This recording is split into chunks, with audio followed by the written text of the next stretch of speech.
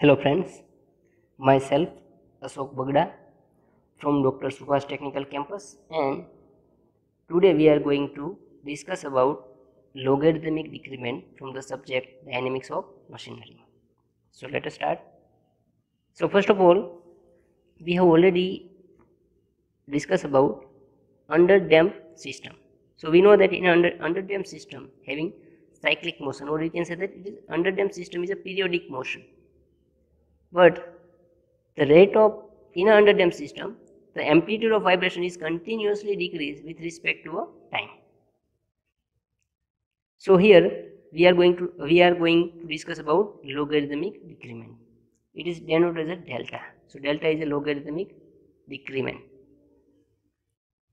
So first of all, let us understand what is a logarithmic decrement.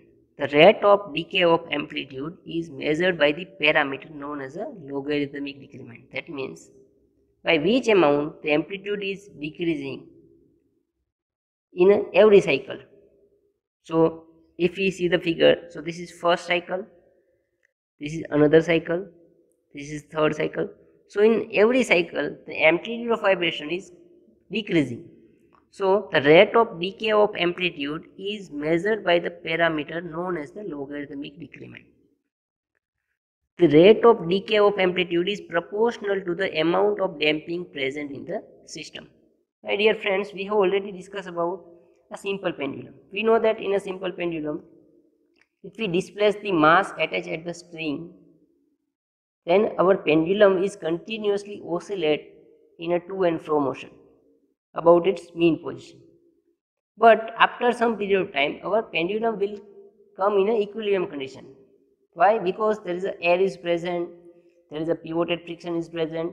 So because of this damping, so there is a air as a damper. So because of the air damping, our pendulum will come in equilibrium condition. So here the amplitude is decreasing of the vibration. Amplitude of vibration is decreasing because of the damping.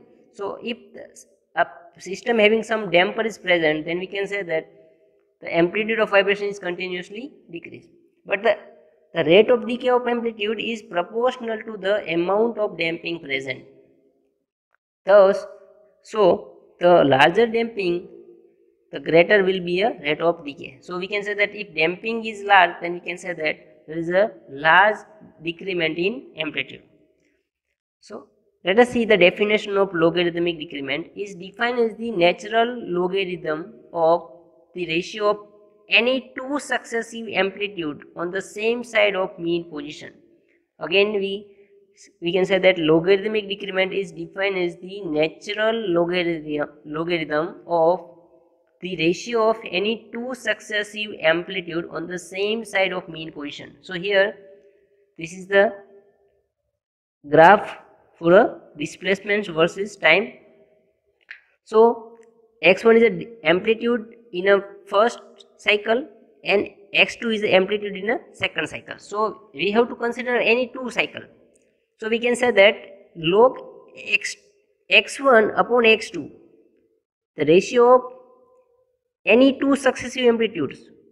So if we consider x1 and x2, so log x1 upon x2 is known as a logarithmic decrement. So let A and B, so we consider two position. This is A position and B position. So let A and B corresponding points on the successive cycles where displacement is maximum. So we can say that periodic time Tp is equal to the periodic time.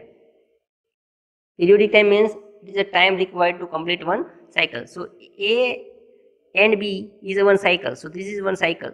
So periodic time we can say that is equal to T2 minus T1.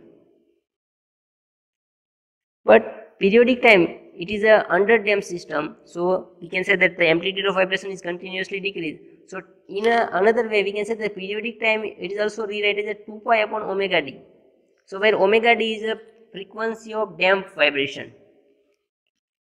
But so we rewrite this equation Tp is equal to 2 pi upon omega d is equal to omega n into bracket 1 minus zeta square. It is damped vibration. So omega d is equal to, we can say that in a bracket 1 minus zeta square bracket square into omega n. Now the amplitudes at time t and t1 and t2. So amplitude at time t1 and t2 are, so x1 is equal to, we can say that x into here, x into e raised to minus zeta omega n t1 into sine in bracket omega d t1 plus phi bracket complete. So this is a theta. So theta is omega d t1 plus phi. Similarly, x2 is equal to x into e raised to zeta omega n t2 into sine omega d t2 plus phi. Now, if we put the value of t2, so t2 is equal to t1 plus tp. So here we get x into e raised to minus zeta omega n in bracket t1 plus tp into sine in a whole bracket omega d in a bracket t1 plus t2 bracket complete plus phi whole bracket complete. So if we simplify, then we get x into e raised to minus zeta omega n in bracket t1 plus tp bracket complete into sine bracket omega d t1 plus 2 pi plus phi bracket complete. So sine this one, the solution of this one is, if we simplify, so we get sine omega d t1 plus phi. So x2 we get x into e raised to minus zeta omega n t1 plus tp into sine omega d t1 plus phi. So if we take x1 upon x2, so if we put the value of x1 and x2, then we get e raised to minus zeta omega n in bracket t1 minus tp. So we get x1 upon x2 is equal to e raised to zeta omega n tp. Now according to the definition of logarithmic decrement, delta is equal to log in bracket x1 upon x2. If we put the value, so delta is equal to, we can say that log e raised to zeta omega n tp. So finally we get delta is equal to zeta omega n tp. Again we rewrite zeta omega n and tp is equal to 2 pi upon omega d. So delta is equal to zeta omega n into 2 pi upon in a root 1 minus zeta square into omega n. So we get delta is equal to 2 pi zeta under root 1 minus zeta square. So this is the equation of logarithmic decrement. Delta is equal to 2 pi zeta upon root 1 minus zeta square. The logarithmic decrement can be also determined as follow. We know that delta is equal to log x0 upon x1, because x0 is a initial displacement and x1 is a displacement in first cycle. Similarly, the delta is also equal to log x1 upon x2. Similarly, it is also equal to x2 upon x3. Similarly, we can rewrite is equal to log xn minus 1 upon xn, because delta is same for every period of cycle. So in a general way, we can, if we write in another way, so n delta is equal to log x0 upon x1 plus log x1 upon x2 plus log x2 upon x3 plus log xn minus 1 upon xn.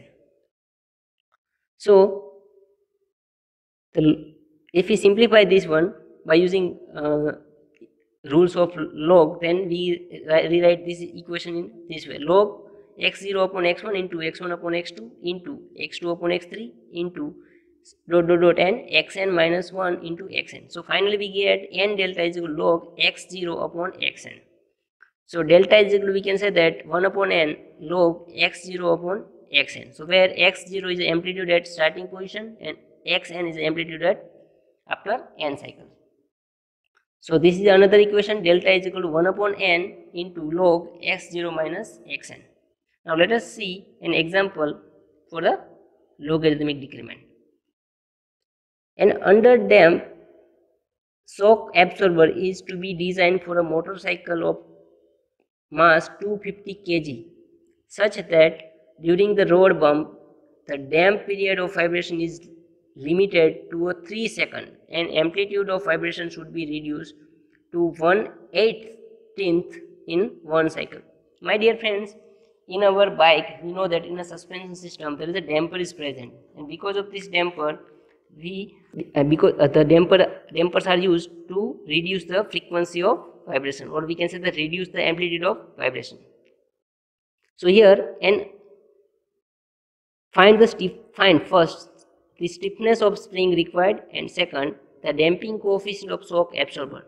So in this case we have to determine stiffness of spring and damping coefficient of shock absorber, that means C.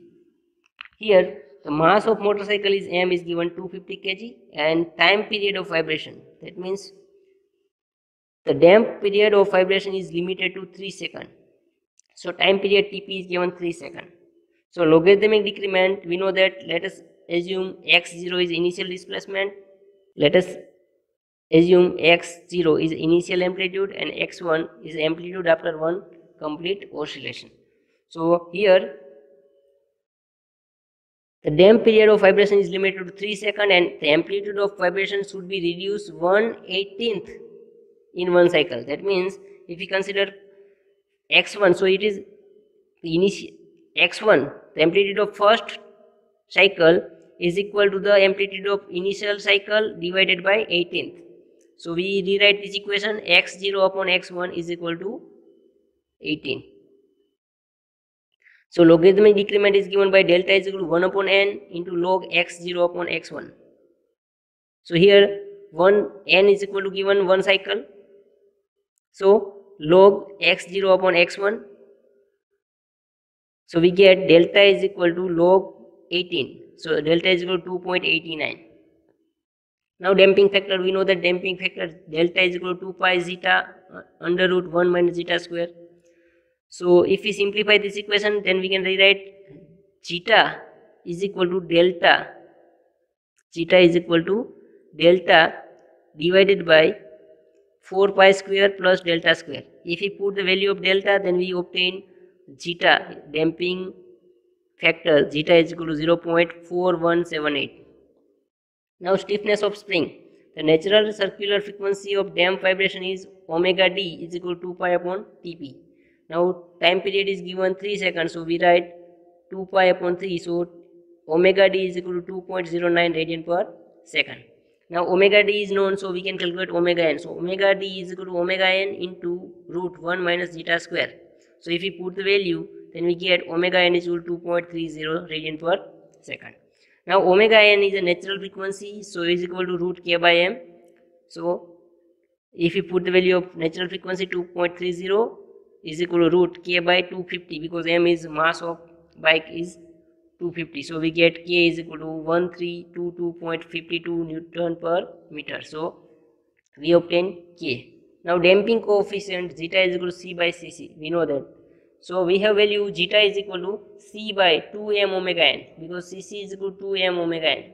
If we put the value of c and m, then if we put the value